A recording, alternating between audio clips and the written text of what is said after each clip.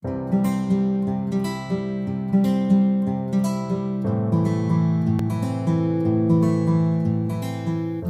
welcome to the Wrestling Show. I'm Doc Allen. Today I will be covering the December 17th, 2021 edition of AEW Rampage. And after that, I'm going to open a box that I just got from Highspots.com. So, should be a fun video. So, Rampage was taped from the Curtis Caldwell Center in Garland, Texas, after the Winter is Coming broadcast. And the commentators were Taz and Excalibur. Our opening match was the Super Click of Adam Cole and the Young Bucks with Brandon Cutler, joined by Bobby Fish to face Best Friends, consisting of Orange Cassidy, Trent Beretta, who has his last name back, and Chuck Taylor with Wheeler Yuta in their corner. They were joined by Rocky Romero. So this was a pretty good match. I got some time. This was Trent's first official in-ring action since coming back from his neck injury, and they kept a pretty good pace throughout. Cassidy did his usual tricks where he sauntered in and lazily helped his teammates hit double team moves. The Super Click took over. They hit a triple power bomb on Trent before he was officially in the match, and that allowed them to cut off Cassidy and work him over in their corner. After a commercial break, the Best Friends were able to disrupt the triple team on Cassidy, and that gave the Best Friends a hot tag. Trent was able to clean house, and this was, an extra emotional house cleaning sequence because, of course, he's been out for so long. So Romero and Trent worked together to hit knee strikes on Nick Jackson, and then Romero followed up with a draping dropkick. Matt Jackson sent Rocky into the steps, and meanwhile Trent and Chucky shared a hug, and then they were able to blast Adam Cole with a soul food half and half suplex combo. Nick then tripped Trent onto the buckles for a really bad landing. So now Trent's in trouble again. The Super Click have him where they want him. And Trent takes a super kick brainbuster combo, followed immediately by Bobby Fish's diving headbutt. And Trent kicked out. That was a rather ludicrous false finish. So apparently Trent is Superman now. Fish then hit an avalanche Falcon Arrow, but Trent kicked out of that. Actually, Cassidy broke the cover on that one, which, honestly, all these covers should have been broken up by someone. So that led to the obligatory diving sequence to get the fans going. Cassidy hit the orange punch on Matt Jackson, and then dove onto the, as JR would put it, crowd of it's standing around waiting to catch someone. Trent then hit Bobby Fish with an air raid crash and got the feel-good pinfall at 13 minutes and 59 seconds. This was your official party match of the week, and Trent basically looked superhuman for surviving some of those finishers. So, 3 stars. It had some cute parts to it. It's nothing that's probably going to stick out in my memory banks, other than this was the night that Trent made his return and regained his last name. So the next segment was the return of Dan Lambert. He was in the ring with Men of the Year, and they'd come to the ring just to troll the crowd. Lambert does the whole thing, keeps doing the whole shtick where he's basically playing the on-air embodiment of AEW's detractors. He wants to know why everyone sucks up to Tony Khan. He thinks it's easy for TK to wear so many hats because he's so two-faced. And Lambert accuses Khan of being a con man, and turning AEW into the late 90s version of WCW. And as evidence cites that Executive Vice President Cody Rhodes is getting the next shot at the TNT title and cutting in line ahead of Men of the Year. So, then Lambert goes too far and starts insulting Rhodes' other projects, and that brings out Cody Rhodes to a mixed reaction. And for the rebuttal, Cody ripped the mic away from Lambert. Lambert swiped it back. So Cody got tired of that and just decided to kick Lambert in the gut. And hold on just a moment.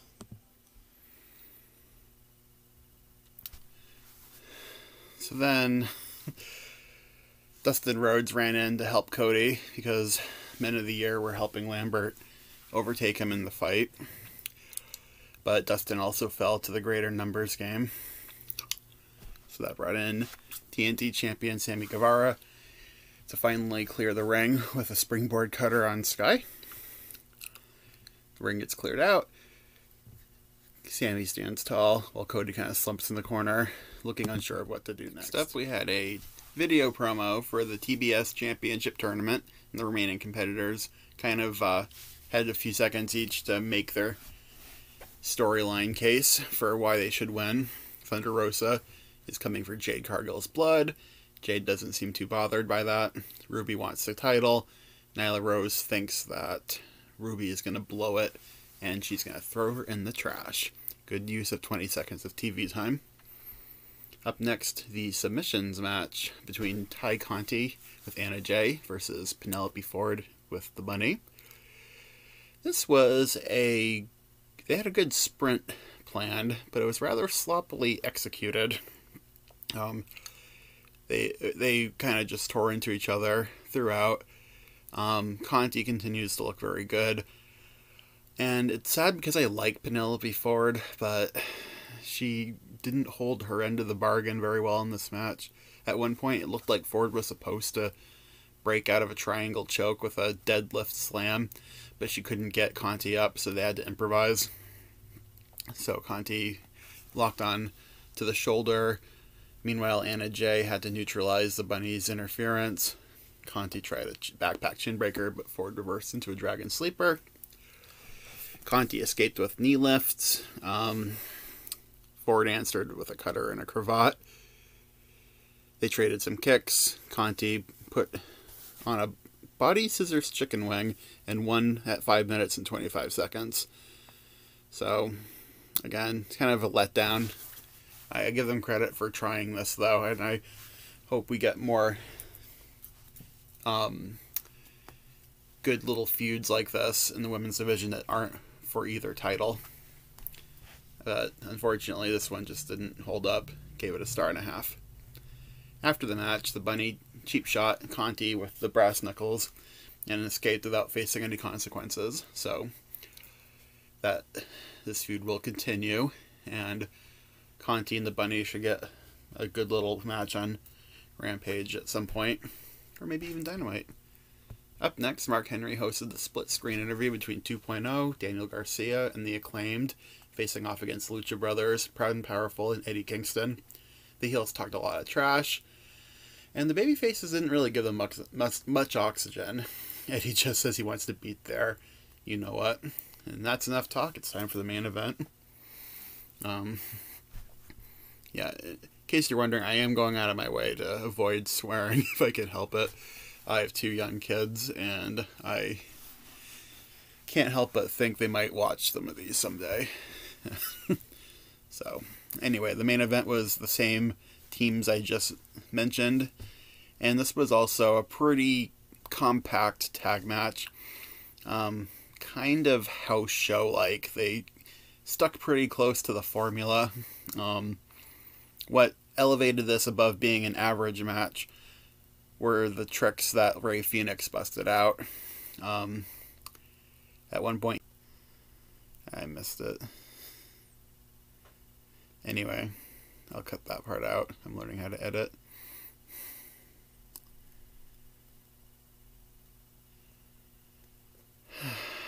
Yeah, so Phoenix hit a tightrope walk penalty kick. Phoenix then spun around and kicked Garcia and then hit a twisting knee drop to the face. Eddie was not able to get his revenge as Daniel Garcia rolled him up with a handful of tights and won at 10 minutes. The finish looked like it could possibly have been botched, but whether that was planned or not, it's kind of nice to see Garcia finally win a match against somebody of Kingston's caliber. This was well performed, yet kind of formulaic. It also ended right as it was really starting to get going. A couple more minutes and this would have been even better. But as it is, 3 stars. So the Acclaimed are sore winners, and they smash a boombox over Eddie's head. Jungle Boy, Christian Cage, and Luchasaurus run in through the crowd to help clear the ring. But then Jungle Boy makes a point of handing the tag titles back to the Lucha Brothers in a very meaningful way, sending a message that Jurassic Express want the gold. So, nice angle to end the show. And, final thoughts. This was a pretty slight episode of Rampage. There were a pair of decent multi-man matches that were good, yet unlikely to stick around with me. I think the Cody angle will probably have repercussions in the coming weeks, and everyone who skipped to this Rampage will probably complain that they missed something, and will want to know why Cody's suddenly feuding with Men of the Year. So, set your DVRs if you can't stay up for Rampage. I don't think you need to watch this entire show. I might just see if you can find the highlights on YouTube.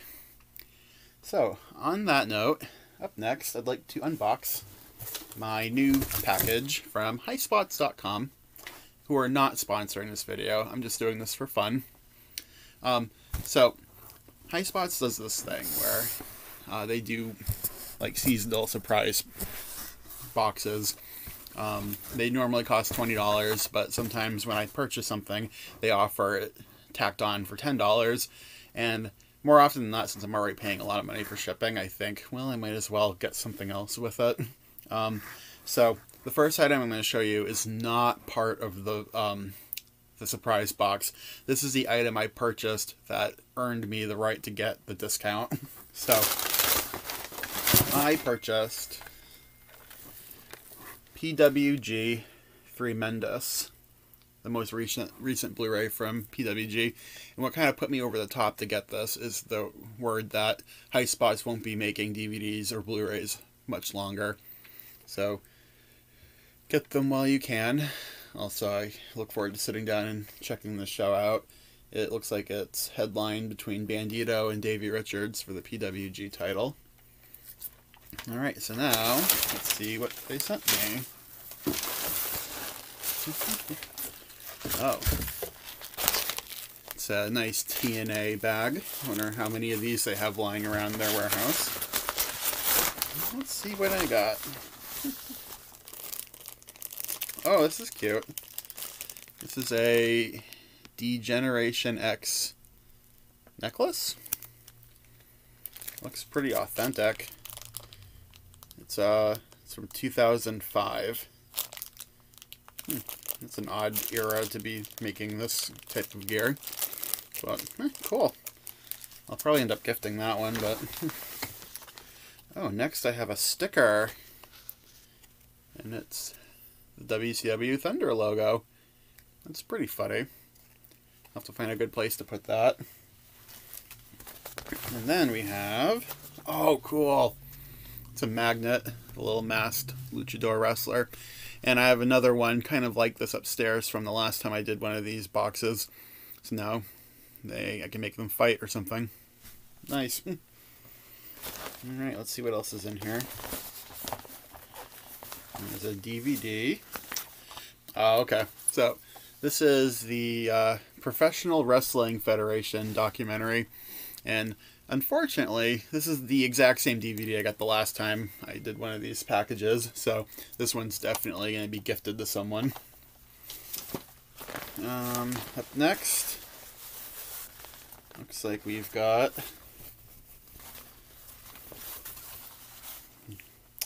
It's a Hulk Hogan bandana, which might be cool, except it's the the TNA version of Hulk Hogan. And I've also received this item before too, but yeah, that's alright. It's Christmas time, right? Somebody will want it. And oh, there's a 2x4. No, there's a signed picture in here. This one's pretty special. You're gonna be super jealous. It's a signed Mojo Rawley pic with the Andre the Giant statue for winning the Battle Royal at WrestleMania. That's funny. Well, and I think that's it. Yeah. That's all. Well, did I get $10 worth of stuff in here? Yeah, probably. I don't know. When I'm most excited about the magnet, that's probably not a winning endorsement. I'll do these every so often. It always feels a little bit like Christmas when you don't quite know what to expect. What I really wanted was the PWG DVD anyway, so, or the Blu-ray. Alright, so thanks for watching. Hope you had some fun. Don't forget to follow my new Twitter, @DocAllenDWS, and visit thewrestlingsite.com for my reviews and other things written by Scrooge and Eric and other people. Our new featured review is my written recap of Ring of Honor's Final Battle 2021. So go take a look at that, see what you think of my star ratings. And besides that, happy holidays, take care,